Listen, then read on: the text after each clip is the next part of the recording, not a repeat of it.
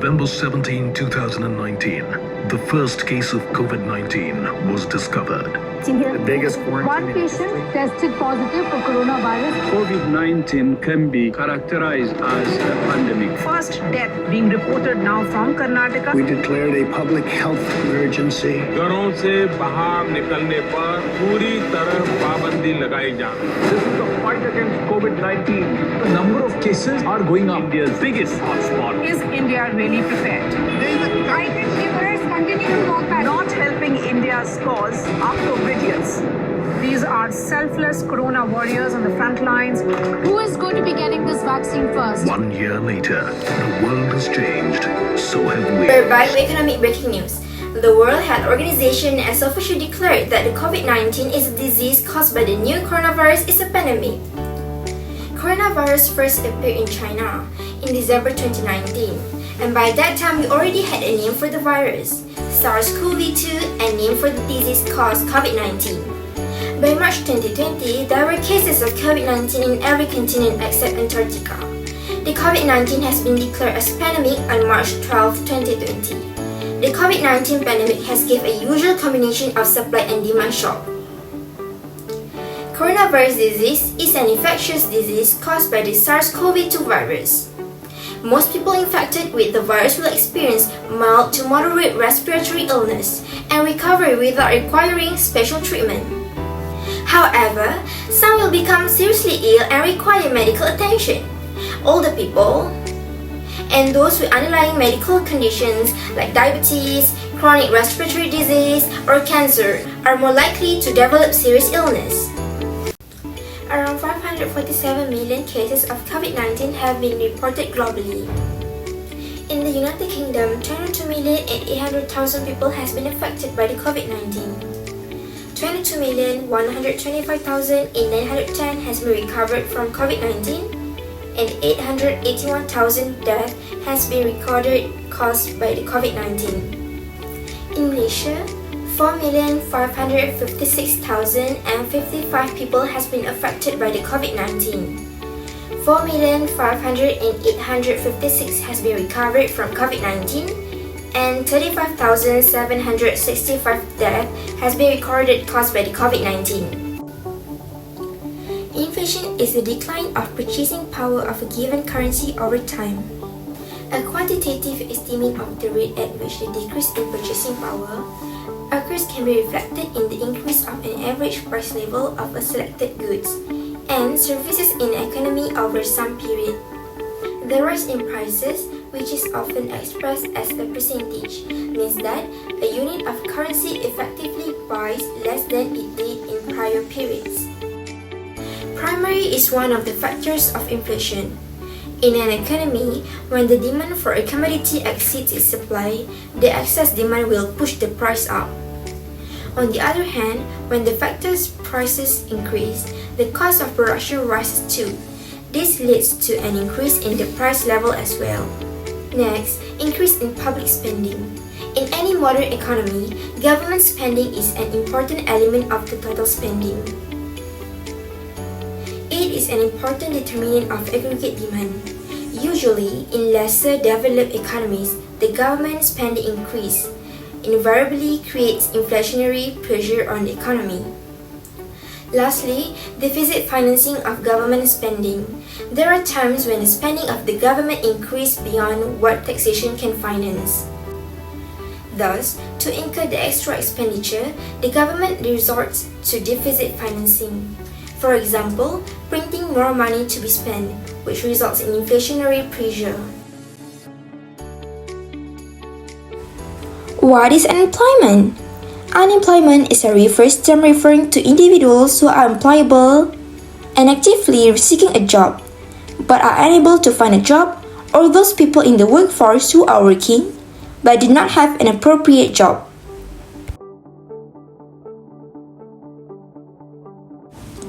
Moving on to types of unemployment. First, demand deficient unemployment. Demand deficient unemployment is the biggest cause of unemployment that typically happens during a recession. This occurs when businesses experience a decline in the demand for their goods or services. forcing them to reduce both their production and their internal workforce. Secondly, frictional unemployment. It refers to those workers who are in between jobs.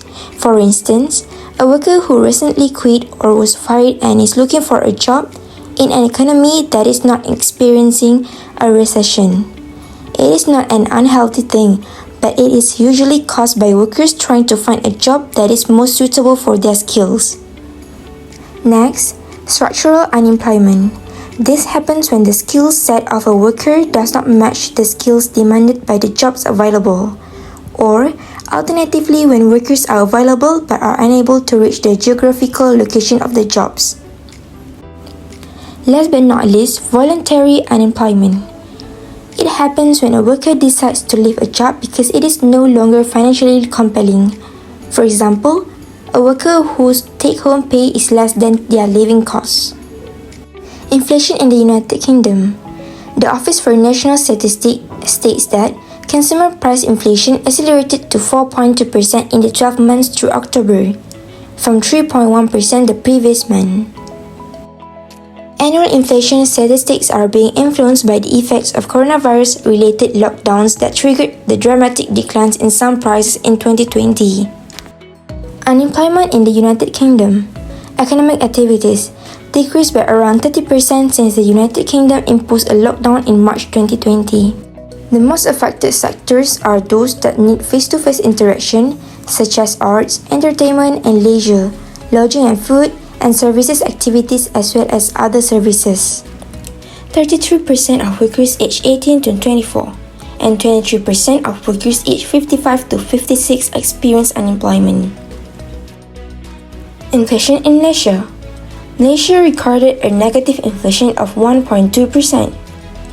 Malaysia's stock exchange Bursa Malaysia had sunk to its lowest in the last 10 years, falling by a staggering 20.52% since the start of 2020. Unemployment in Malaysia. Most affected industries being the manufacturing industry, followed by the wholesale and retail industries, and finally the accommodation and food and beverage sectors. Youth in Malaysia have consistently experienced greater rates of unemployment. Job losses and reduction in working hours implemented by employers at cost-cutting measures.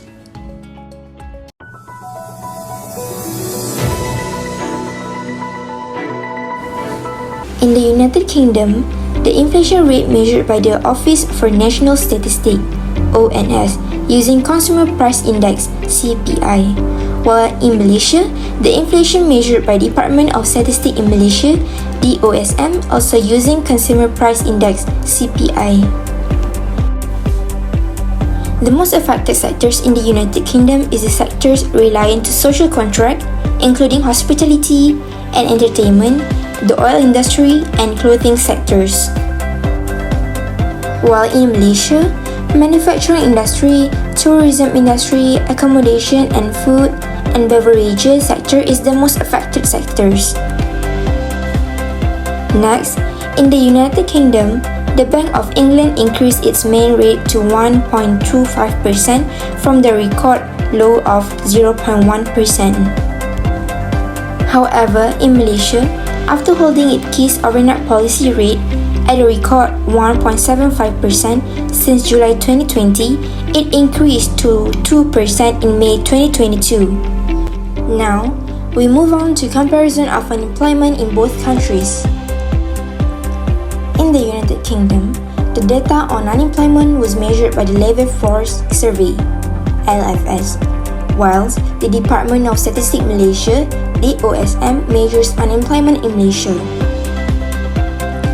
LFS is the largest household study in the UK and provides official measures of employment and unemployment. Whereas, the Department of Statistics Malaysia is a premier government agency tasked with collecting, interpreting, and disseminating the most recent and up-to-date statistics in order to monitor national economic performance and social development. The most severely affected industries in the United Kingdom during the COVID-19 pandemic include those related to the arts, entertainment and leisure, housing and food, services, and other services activities. However, in Malaysia, the manufacturing sector is the one that suffers the most from the COVID-19 pandemic, followed by wholesale and retail enterprises, housing, and the food and beverage industries. Younger and older workers are more likely to be unemployed in the UK, whereas young people in Malaysia are more likely to encounter higher rates of unemployment. Skill factor is one of the major causes of unemployment rates for younger workers in Malaysia. The COVID-19 recession of 2020 and the continuing troubles of 2021 have compounded the already difficult conditions for young workers and fresh graduates in Malaysia. The ratio of youth unemployment to the national average has been rising over the past decades, and graduate unemployment has persisted as a national concern, including problems of disparity in access and quality of higher education, perpetuating class stratification.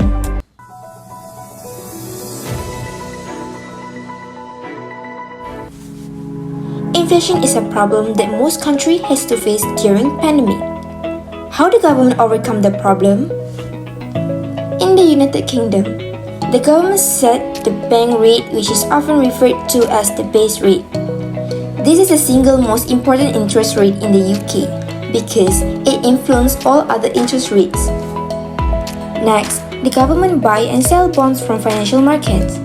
Buying assets in this way is called quantitative easing, QE. QE enables them to influence the interest rates on savings and loans. In Malaysia, in order to mitigate higher prices, the government has taken steps to stabilize prices in what we consider as crucial food items. By way of subsidies and by way of other assistance, the government have made sure that people can buy food items and essentials at the price that they can afford. Malaysia have set aside 680 million ringgit to ensure the price stabilization for essential goods.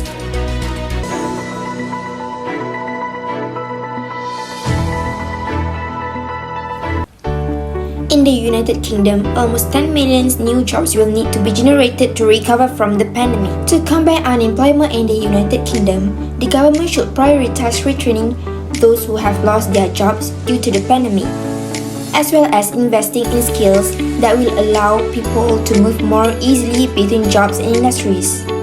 Next, the United Kingdom government should encourage a new wave of job creation to compensate for the 1.3 million jobs lost as a result of COVID-19, while also pushing productivity growth during the recovery period.